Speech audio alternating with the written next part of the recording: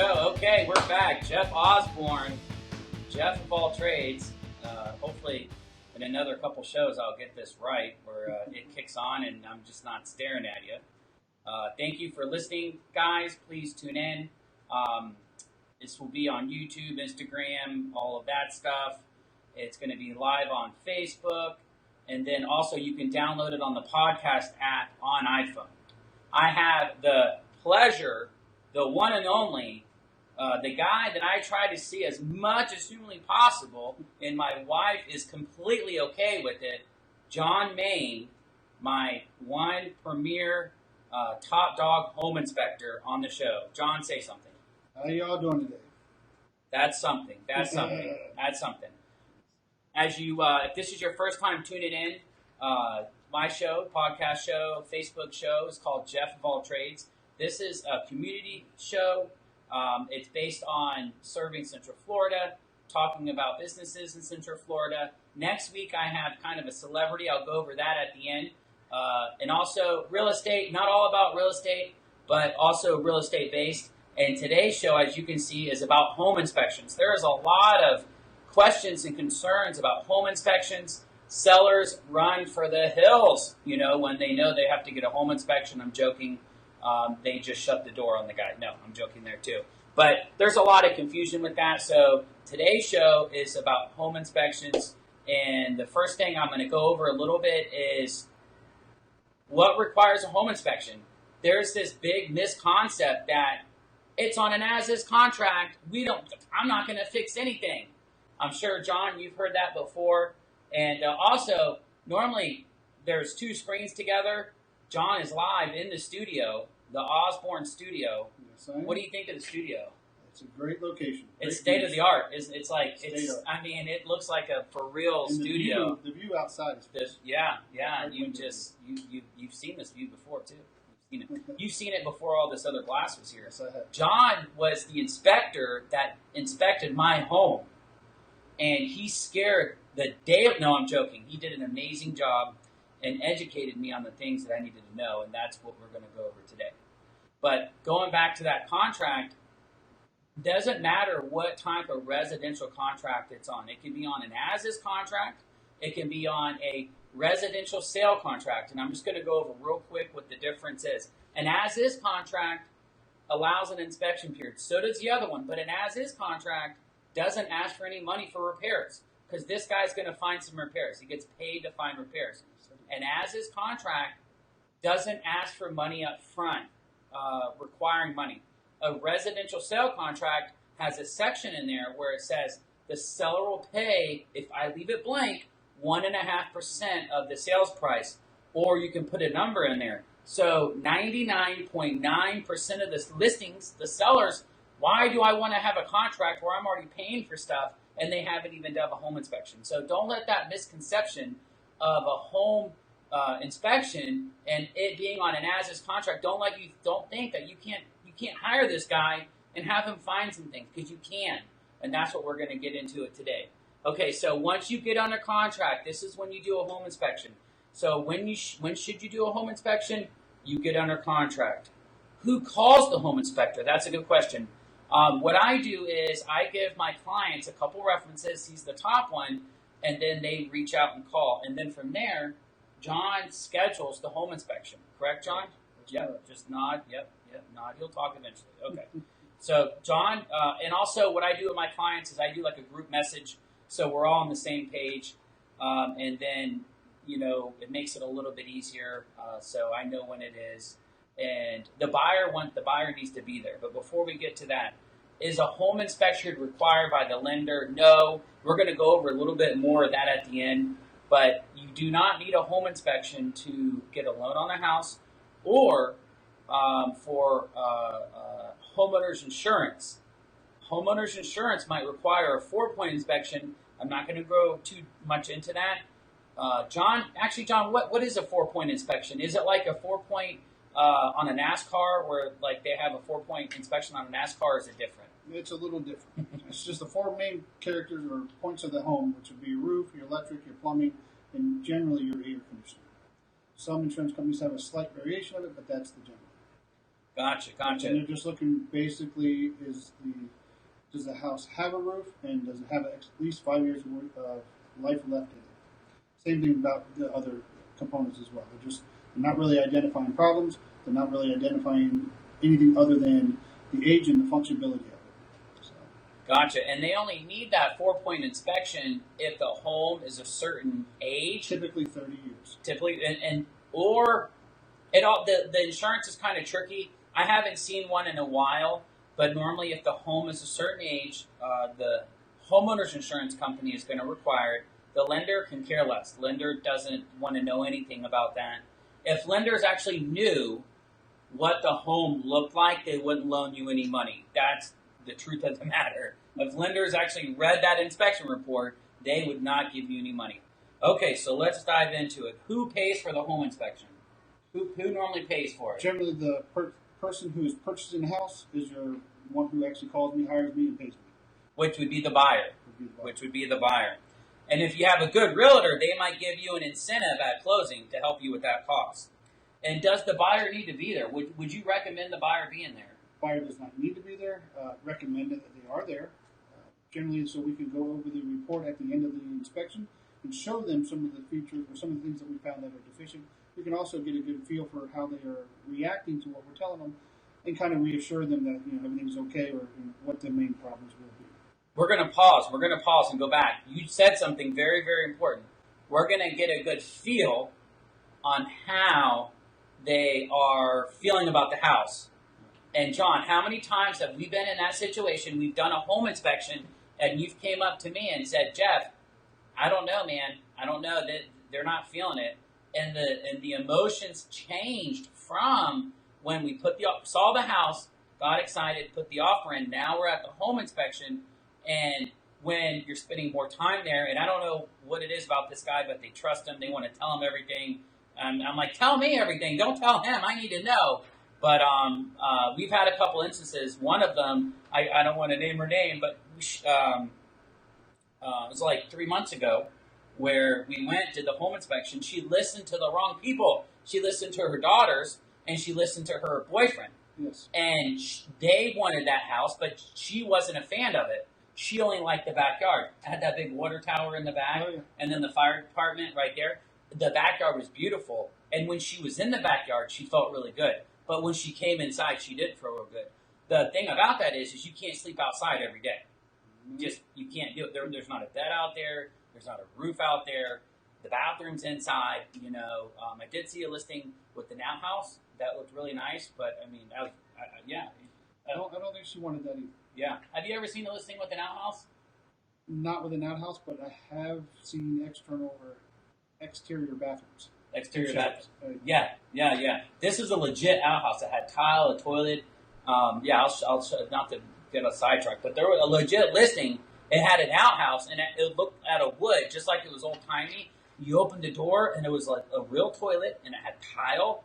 I'm sure it was hot as heck because there was no AC in there. But yeah, so you had a good point. During a home inspection, it allows you to bring up that confidence to making sure that this is the house that you want. You're paying. You're already investing money. You have to pay for his services. How long does a home inspection normally take? Is it like 8 hours or 20 hours? Most are done within 2 to 3 hours. Oh yeah. I mean, yeah. That's you can't it. be there that long. Yeah, your wife would get mad and your kids. Yeah, I And get then you. all the other ones that I have scheduled would be a little upset. Yeah, they might be kind of mad too. I do schedule 2 to 3 a day. But mine are the most important, so we just focus on Absolutely. mine. I don't care about them. I just care about mine. But no, so 2 to 2.5 hours. Going back to the buyer need to be there. I recommend, the best thing that I recommend is John works really good when someone isn't following him around everywhere he goes. He already has a helper who does that, and the helper's really good at doing that. Actually, Zach is amazing. Did I say that right? Yep. There you go. He's over there in the other part. He's in the sound booth of the studio. He's in the sound booth of the studio, and I always call him a different name. But today I'm calling him his real name, which is Zach. But going back to that, if you want to come and follow John, that's great. If you do, you have to commit to going in the attic. If you're going to come and follow him around, make sure you go in the attic. But all joking aside, it's very important for the buyer to be there. John's going to find everything. and he's going to go over and he's going to walk back to those items and explain them. The main ones we walk back to is not every little item, but the main ones, the ones that are concerns to the buyer. Because certain things may not be a concern to other people, but that particular buyer has a concern. We're going to walk back and show them or explain to them what they need to know about an item that they have concern about. Not everything is going to be walked back through, but we will usually at least briefly go over it on the inspection report. So there is some time constraints that we don't want to just be there for 4 to 6 hours going over everything, because trust me, that can definitely be happening where certain buyers need a little bit more of a handheld situation where I will slow down, I will go over everything in detail with them, and I do, but I try to schedule enough time in between my inspections where we can meet and accommodate, but there's a point where we got to kind of slow it down and just kind of cut it off and say, get the report and then call me, and then I will definitely go over everything with you. You're absolutely right. Some people, they might not have, they might be doubting. I don't know. Is this a big deal? It's good to have someone that knows a little bit about construction and that has your best interest at heart. So the things that you might not be comfortable with, you have this other person you can turn to. With my clients, my background's construction, so I know a great deal. And this guy, believe it or not, I've actually learned some things.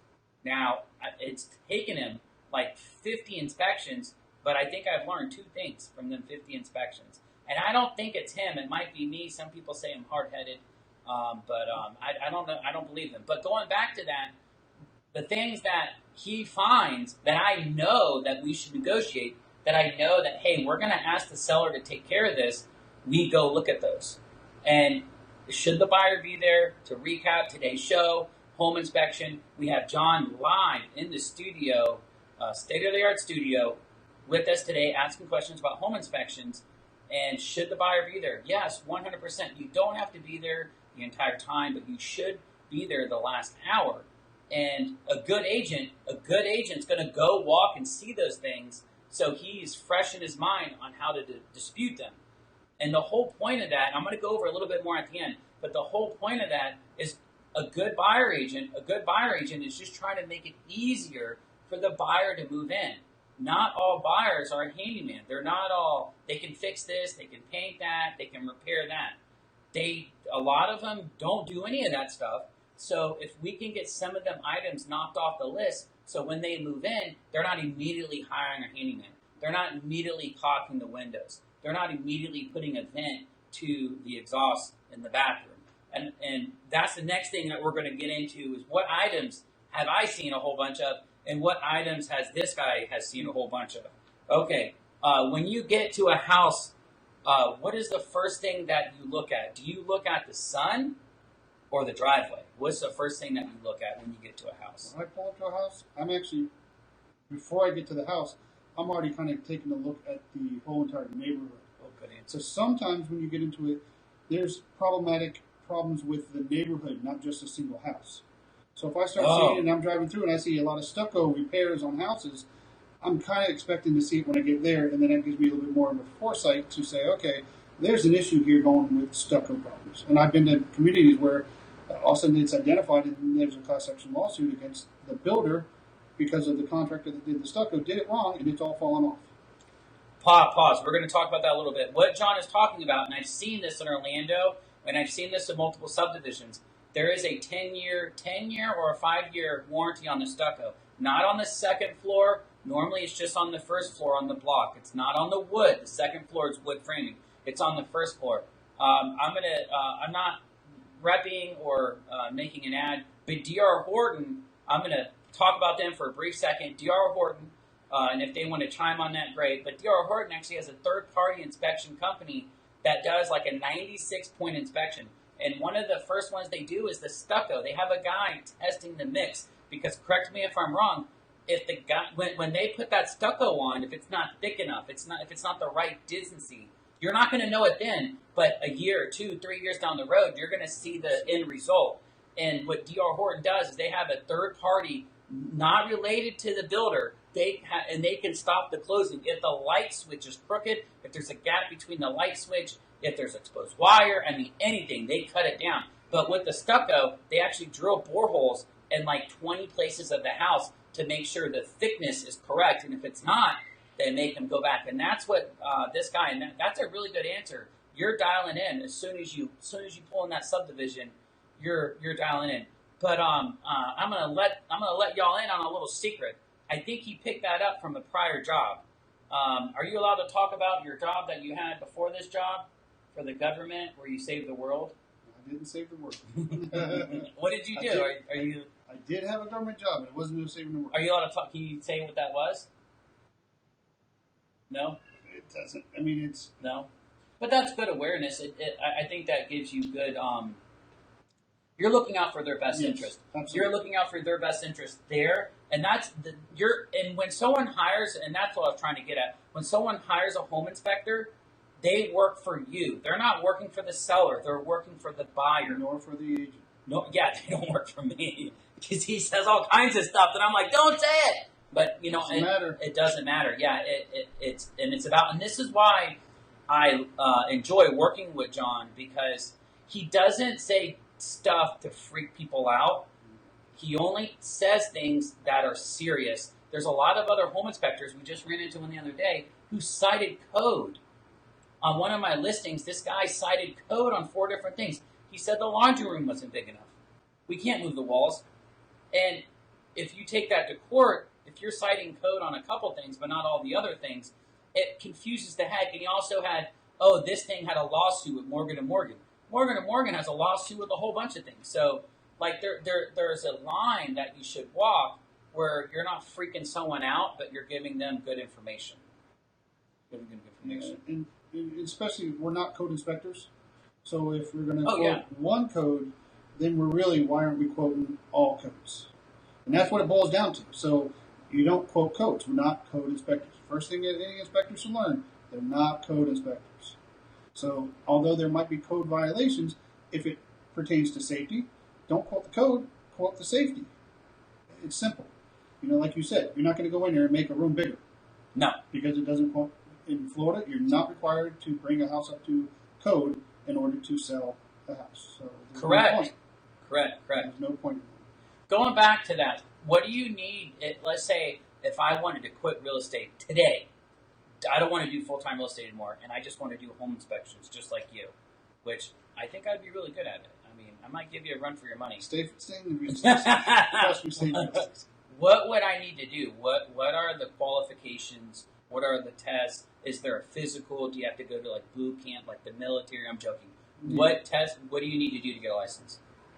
Well, when I got there, I was grandfathered into all the different things. But what's required now is there is a school that you got to attend, whether it's online or in person. You can do either one. There's also a certain amount of hours. I don't know the hours off the top of my head. Like community service hours that you have to shadow somebody? No, that you're actually going to go to physical and participate in a class, whether, like I said, online or in a school setting. Okay. Then there's actually going to be, at the very end, there's going to be a proctored exam to get a state license. So once you get that proctored exam, you pass the exams, then you can go ahead with your state license. In order to get your state license, you also have to be insured, and you also have to have a certification. Certification is separate from usually going to any of the schooling. That is your licensing through Florida, your certification. There's many of them out there. NACHI is one of the ones. FABI is another one. And then you apply to that one, and then once you pass, some of them have a little entrance exam. Some will say, since you went through the school, we'll automatically put you in. So there's different variations. What do they put you in? Into the certification. So it's actually a per year. Once a year, you have to go back and you have to renew it to charge. Okay. A lot of them give the first year at no charge for first-time home inspectors. Once you do that, that's just incentive to go, hey, come with us, essentially. Okay. And whichever one you pick. And then once you, again, like I said, then there's continuous education credits, just such as you have as in real estate. You have to go back every 2 years and get up to date on what's going on. So after the first, so you've got to take a certain amount of hours, like real estate is a 65-hour class. So there's a class. I think it's 40. I believe it's a 40-hour. Okay. It might be more now. Things change. Like I said, they do change on a yearly basis.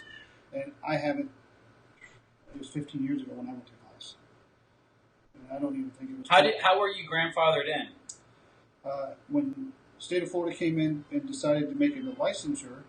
They required you to have X amount of paid inspections already done. So if you already have X amount of paid inspections done, and you can prove to the state of Florida that you've already accomplished this many, you can turn in your copies of them or your proof that you have them, and then they grandfather us in for the licensing. No way! Wow, wow. But another plus that you have is you have construction experience, you have background, Yes. which that helps tremendously. People that get a home inspector license, and they go and they start talking about these houses. One thing that I've realized with you is you've been to every subdivision that we've been in, and more than likely you've done a home inspection there. Most of them. Yeah, I've done over 10,000 inspections in Florida. That's a Central big. Florida. That's 10,000. Uh, 10,000. What is that? Like 8 a day, no, or 8 a week, or 3 a week, or how long did you been doing it? 14 years. 14 over years. 14 years. Licensed, everything is 14 10,000 years. divided by 14. So once you start doing it, when the state of Florida actually, let me go back. When the state of Florida actually decided grandfather in, that's when I went back and actually counted how many I had already done at that point. I was at 8,000. So What is that? So 714 a year? yeah, Does that sound right? that's probably in that. 714 a year. So This guy's rolling in the dough. Rolling in the dough. Rolling. roll. Rolling in the dough. And he has a couple kids too. Okay. So once, like I said, once I got back into that, and I realized that we actually how many we did was at that point to get grandfathered in. I had already done approximately 8,000. It was just under that number.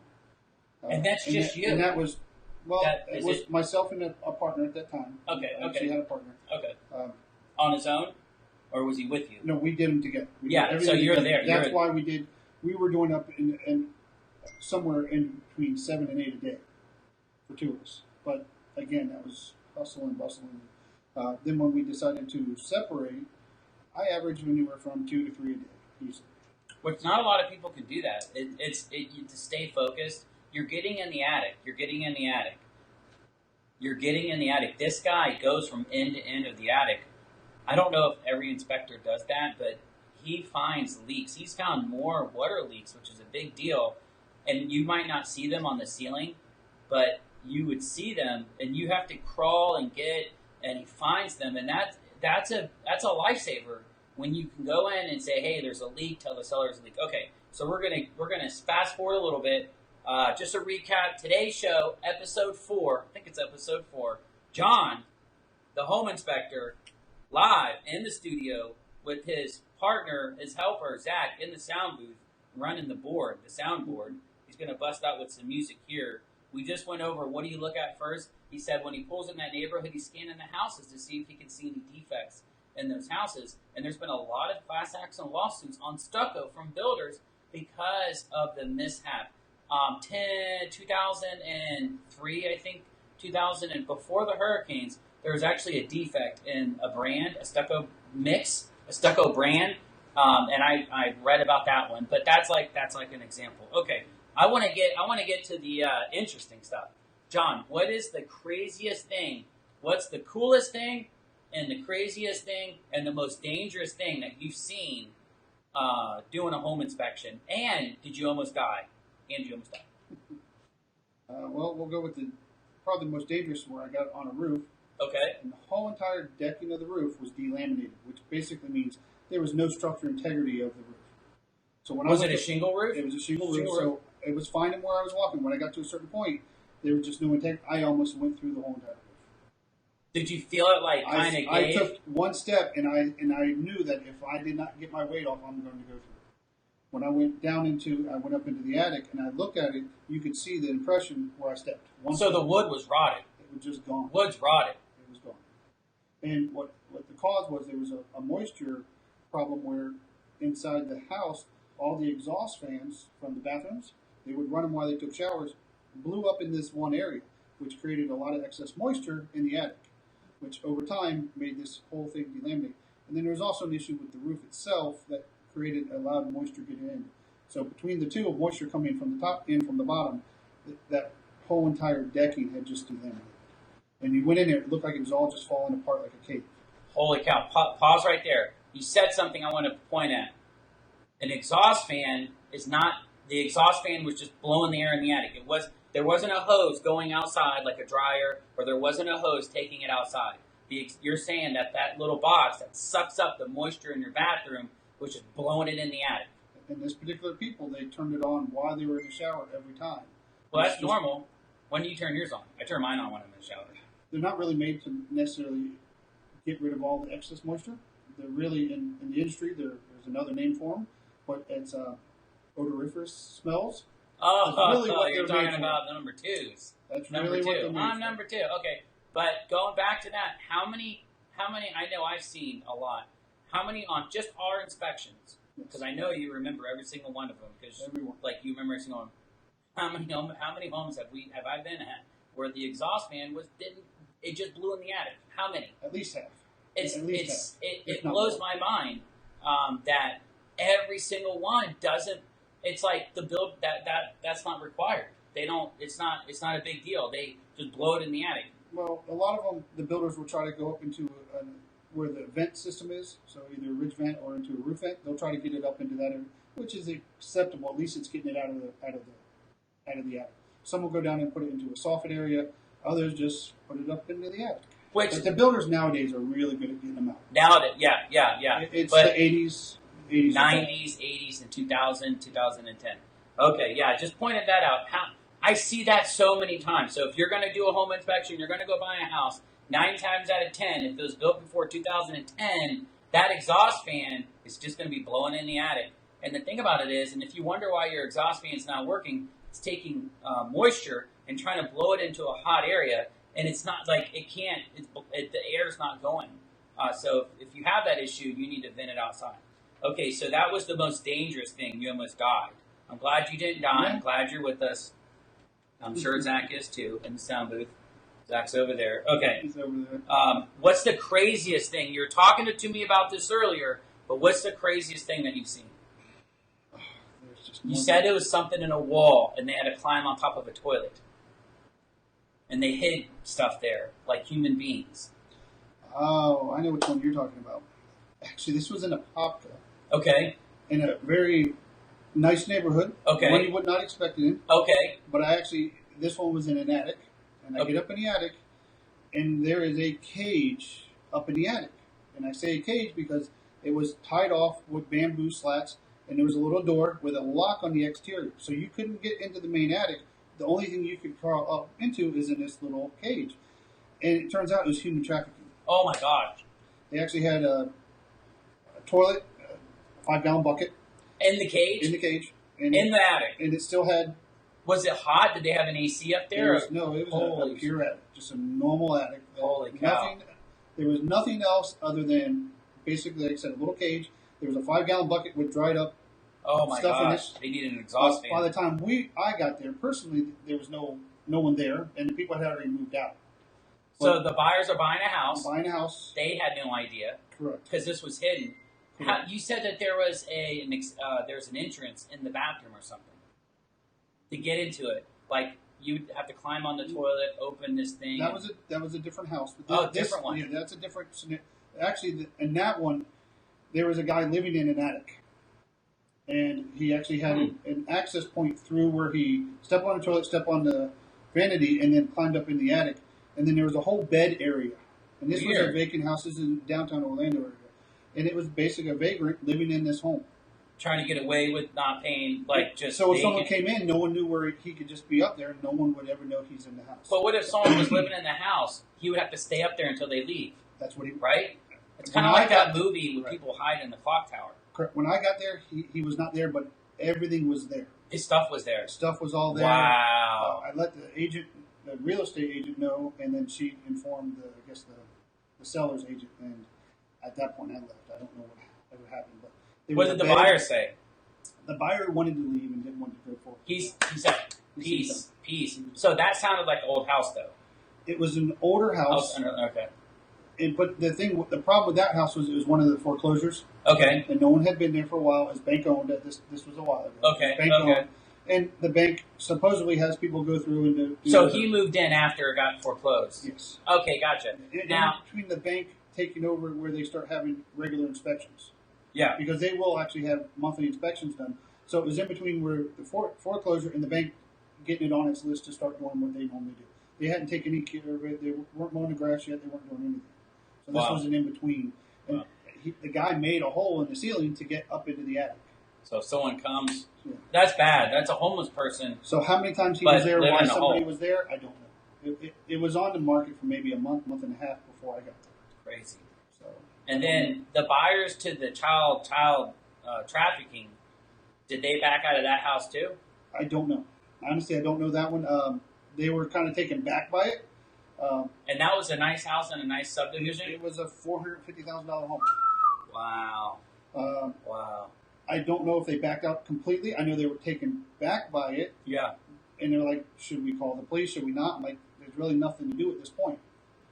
We didn't know who the owners were or anything. So was there anybody living there, or was it vacant? It was vacant. Okay. It was yeah, so vacant. And I don't know if it was a foreclosure. I don't know anything about that house. I just know that when I got in the attic, I couldn't go into the attic because of this cage. Yeah, this cage. So they blocked you off from trying to get to the other end of the roof. Well, they blocked everything because it was like a 10 by 10 cage, if you will. It had flooring.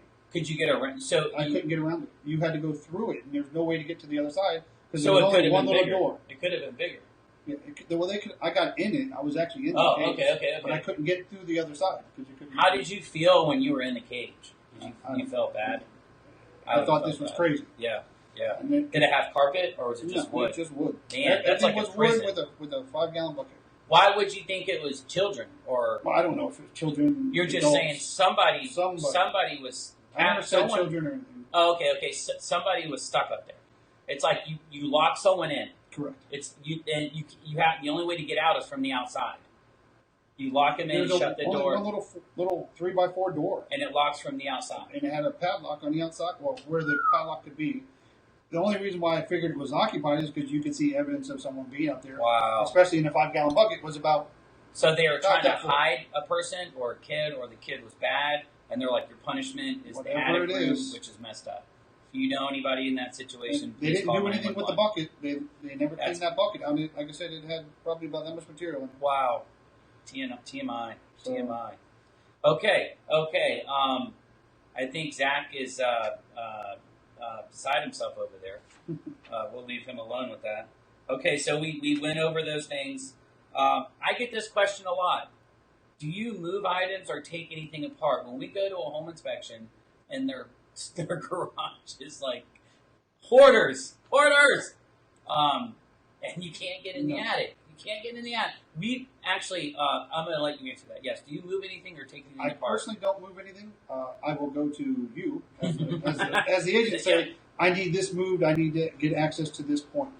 And it's up to me, really, because once I move it, I break it. I'm responsible, and people set people up all the time. And it could be a $500,000 home. That home that we were talking about, where the family members convinced her to buy it, there's stuff everywhere, and the seller thought he was doing us a favor by.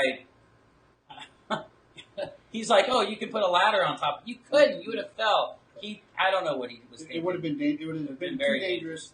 And once you go into that scenario, I mean, insurance-wise, they're going to say, "What'd you do? Why'd you do this?" Yep. This isn't normal protocol. We have SOP, standard operating procedure or practice that we follow. We're not required, or not. We're not required or allowed to move personal property. Yeah. That's number one. So we normally go to an agent. If an agent says, "Hey, we need this moved to get access," the idea is we do a visual inspection of everything that is accessible at the time of the inspection. If it's not accessible, we usually make a note that it's not accessible in our report. If it's something that really needs to be, or we have a concern with that area, we'll try to get, like I said, push the issue to the agent and say, "Hey, we really should or need to get this moved."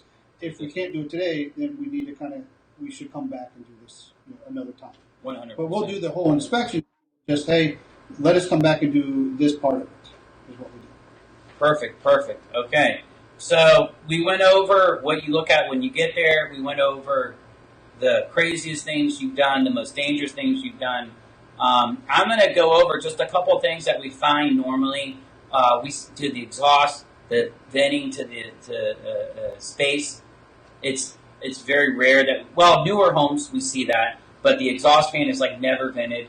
The dryer, when you have an inside laundry room, not an outside laundry room, the inside laundry room, that dryer vent, it seems like a lot of times that pipe gets pushed and it's not blowing all the way outside. That's something I see a lot.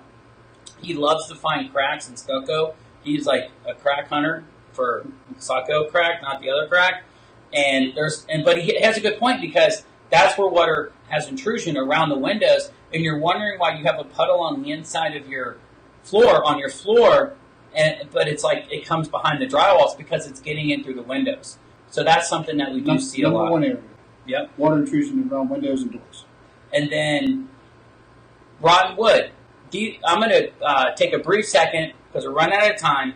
Today's show is about home inspection. I have John, number one home inspector in my book, Serving Central Florida, talking to me today live in the studio. Zach, his helper, is running the soundboard. Rotten wood. Rotten wood, I'm going to talk about appraisal.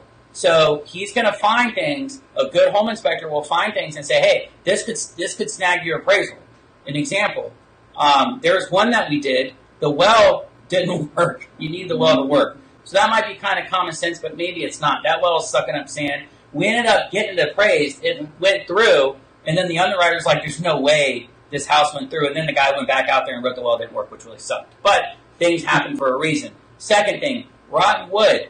VA, FHA, on the bottom of your door, the fascia where the gutter is. It's not the end of the world, but things like that, the seller needs to fix ahead of time.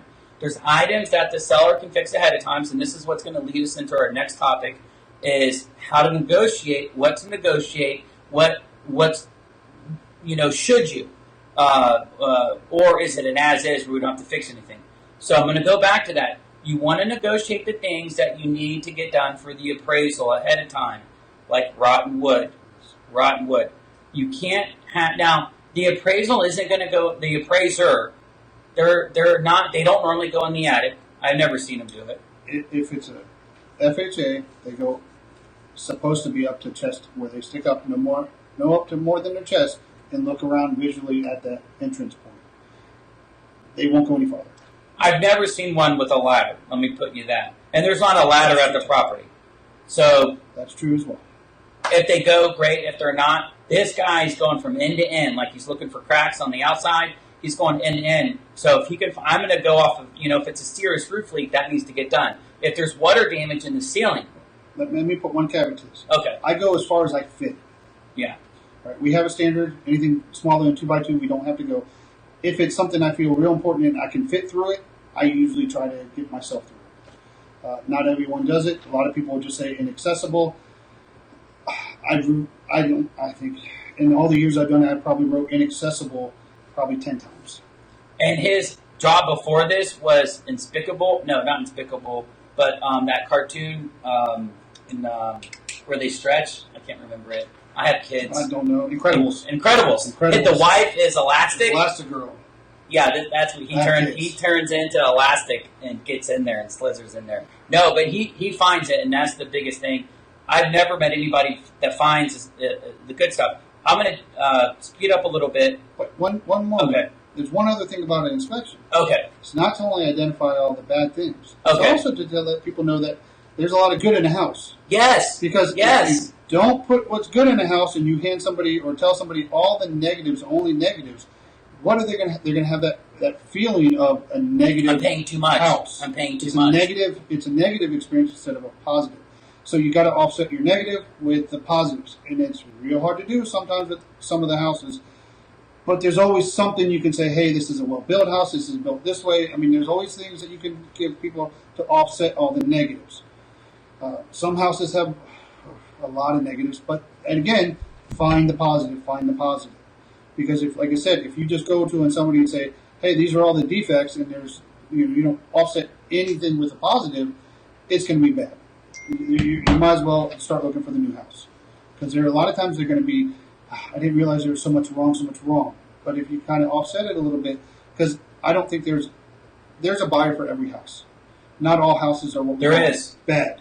You know what? Some people can look at a house and say, you know what, I don't mind, I'm good at it. I had an 80-year-old lady. The realtor was freaking out because the roof was bad. And she's like, we're going to lose the house. We're going to lose the house. And this 80-year-old lady is buying a house. And when I went to tell her she needs a new roof, she's like, it's okay. My son's a roofer. Meanwhile, the realtor was having all kinds of issues thinking that she's going to lose the house. And it wasn't the case. And the lady was fine. The lady was okay with the She's bad like, roof. I'm 80 years old. Right. Man, I've been living longer than you. I know what's up. She had no problem with the roof. There's other things she made a bigger deal out of that we would not think she would have. So that was it.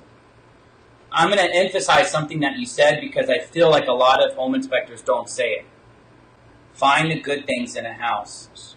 When he does a report, I'm going to switch gears, go really fast. His reports only have about maybe 50 pictures. There's no reason to have 300 pictures and writing comments on them. His reports maybe have 50 pictures. And then other reports might have 200 pictures. Other reports might have 200 pictures. Another thing is he gives details on the items, so it makes it easier for me to write the addendum. He gives details on the items. Instead of, you can't put a picture and then put, fix this, see a contractor for more information. Or, what's that famous line? See a specialist. Yeah. See a specialist. Hire a specialist. Hire to find out more. It's like, what are you doing? You're the guy that's supposed to give us... So, his report is very easy to follow. It's very easy to understand. I'm going to recap something he just said because I really think it's a huge ordeal. And I say it like 10 times when it is. Find the positive. He's like, hey, the AC is only 6 years old. The coils don't need to be cleaned. The roof is only 5 years old. For this house and this subdivision, since he's been in every one, this is really good condition. The cabinets are upgraded. The countertops are upgraded. The floor is updated. If you see a settlement crack, it's not the end of the world. So, like that, a lot of home inspectors on my listings, when someone does it on my listing, I can tell if the buyer's freaked out because the buyer agent's trying to ask for an arm and a leg because the home inspector made it sound like the house is going to fall down. It's that line that you have to follow. One other bad thing with the not a good home inspectors, they like to put their opinions in reports. You're not paying for my opinion in my report. You're paying for facts in my report. You ask me my opinion, I'll offer my opinion. Verbally. But in my report, there's no opinions. It is just the facts. Just the facts. Just the facts. Just like that TV show. Okay, I'm going to speed up because we're running out of time. The whole goal for this home inspection is to find out if there's any big items that the seller doesn't know about. A seller that takes pride in their home, 99% of them don't want to give you a bad home. Now, they might not have time to fix the items. They might not have time to get it done because you're trying to close in 25 days. It's okay to ask for a credit. When I get a report, I love his reports, I literally go page by page and I write the page number and I write what we're requesting. On every home inspection, you're going to find something. It's okay to ask for it. Don't feel like you shouldn't ask for it. Go ahead. Now, you're not going to get a $10,000 price reduction. You're not going to get a $5,000 price reduction. I feel it's an average between $500 to $1,500, $500 to $1,500 in repair, unless the roof has some major issues, unless the AC has some major issues, unless there's some water damage that are hidden. But an average home inspection, just kind of going fast here to pick it up, $500 to $1,500. That's about what you're going to get as a credit or in repairs. Make sure it's items that are repaired for the appraisal. Like I said, the goal is for the buyer to have an easier transition moving in. Can a seller, when you do that home inspection, you have 7 days. Your realtor has to submit it. Can that seller back out and be like, "Hey, you crazy? I ain't fixing nothing." They can. They can, and it's a good agent can diffuse that, and a good agent can get you the house if that happens. But a seller can cancel, and sometimes it's not meant.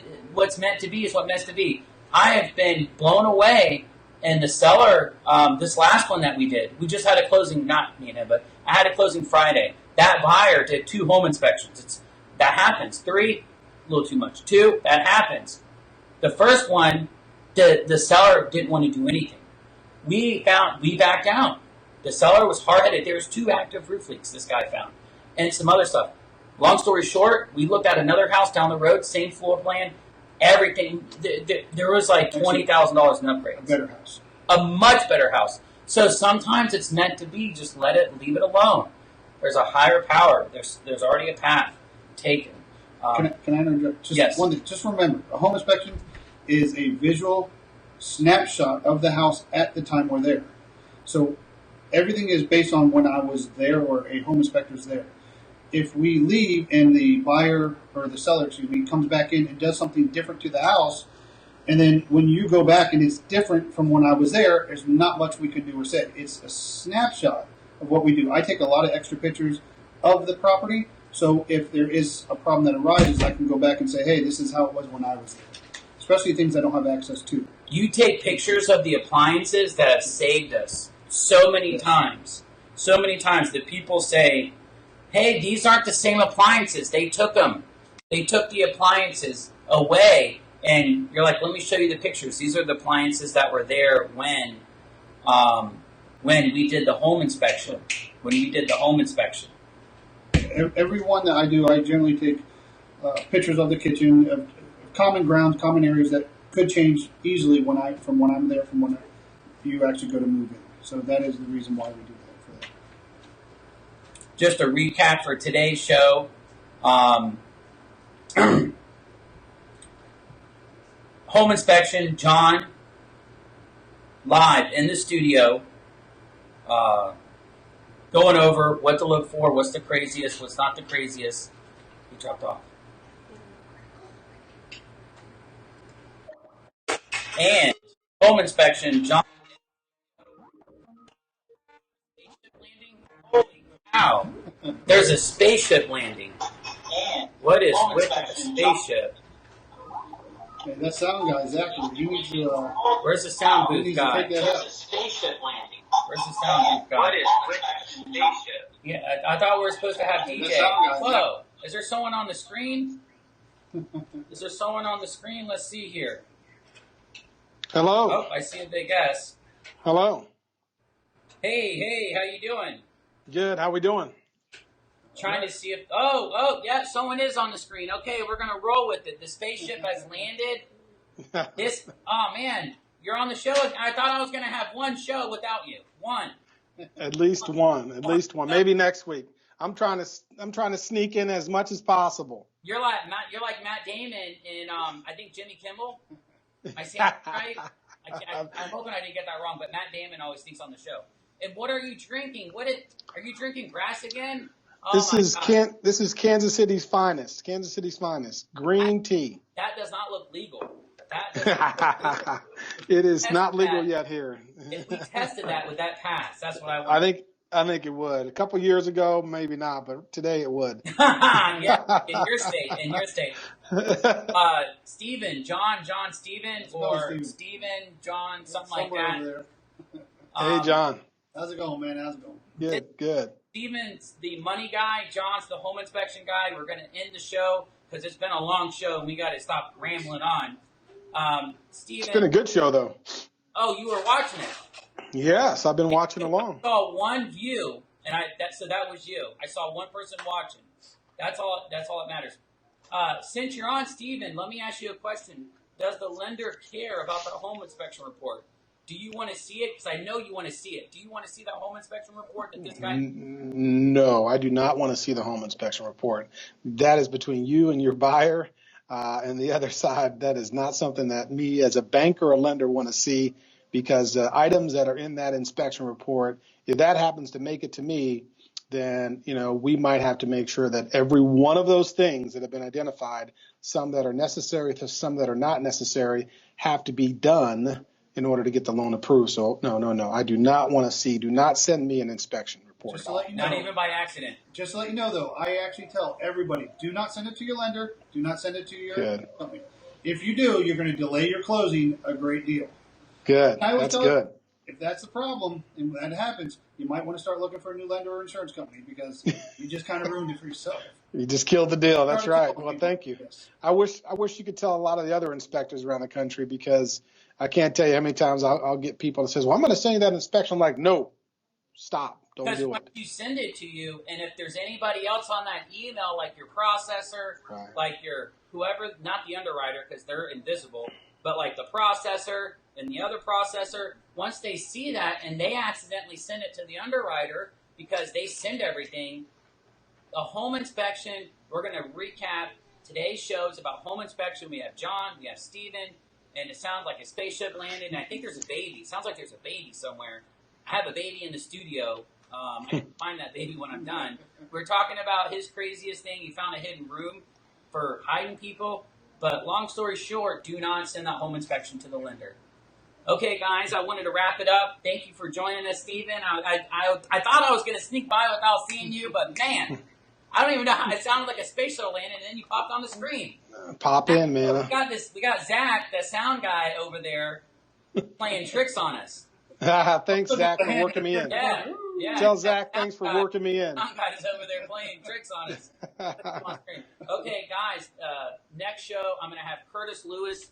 This guy, appreciation marketing. Man, watch out. The next show is going to be amazing. He also owns AM Cards. If you're not on AM Cards, you're not a member, you need to be a member. Please subscribe to my YouTube channel. I'm going to have a much shorter version. Please download the podcast, this podcast on iTunes. Also, live on Facebook. If you have any questions, reach out. I would love to help you. John would love to help you, and Steven would love to help you too. If you have any questions, please learn from my mistakes, his mistakes, Steven's mistakes, and our clients. And we only get better when we ask. We only get better when we want to grow. And that's what this show is all about, is community, and influencing the community to have an easier process during home inspections, during home buying. So thank you for listening. Sorry for the long show. Like I said, if you have any questions, reach out, or any ideas for any more episodes. Or if you're a business that want to be on the show, please reach out. Thank you, Jeff Osborne, Jeff of All Trades, coming at you. Later.